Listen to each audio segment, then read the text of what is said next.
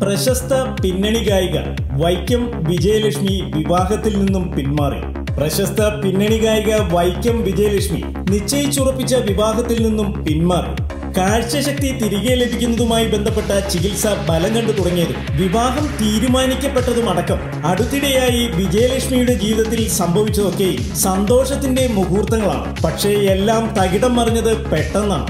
വൈക്കം സ്വദേശിയായ വിജയലക്ഷ്മി തൃശൂർ സ്വദേശിയായ സന്തോഷും തമ്മിലുള്ള വിവാഹ നിശ്ചയം 2 മാസം മുൻപാണ് നടന്നത്. മാർച്ച് 29-നാണ് വിവാഹം നിശ്ചയിച്ചിരുന്നത്. വിവാഹം ഉറപ്പിക്കും മുമ്പ് തന്നെ വിജയലക്ഷ്മിയുടെ കുടുംബവും സന്തോഷിന്റെ കുടുംബവും തമ്മിൽ ചില ധാരണയിലെത്തിയിരുന്നു. എന്നാൽ ആ നിബന്ധനകളൊക്കെയും തെറ്റിച്ച് വിവാഹ നിശ്ചയശേഷം സന്തോഷ് പുതിയ ആവശ്യങ്ങൾ ഉന്നയിക്കുകയായിരുന്നുവത്രേ.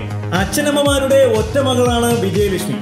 വിവാഹശേഷം വിജയലക്ഷ്മിയുടെ സംഗീത ജീവിതത്തിൽ തടസ്സമാകുന്ന യാതൊരു ഇടപെടലുകളും നടത്തുകയില്ല എന്ന് സമ്മതിച്ചിരുന്ന സന്തോഷ് ഇപ്പോൾ പറയുന്നത് വിജയലക്ഷ്മി വിവാഹാനന്തരം സംഗീത പരിപാടികൾ അവതരിപ്പിക്കുവാൻ പാടില്ലെന്നും ഏതെങ്കിലും സ്കൂളിൽ അധ്യാപികയായി ജോലിയെടുത്താൽ മതിയെന്നുമാണ്.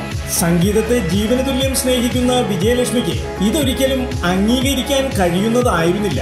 അവരുടെ വീട്ടുകാരും അതിന് തയ്യാറല്ല.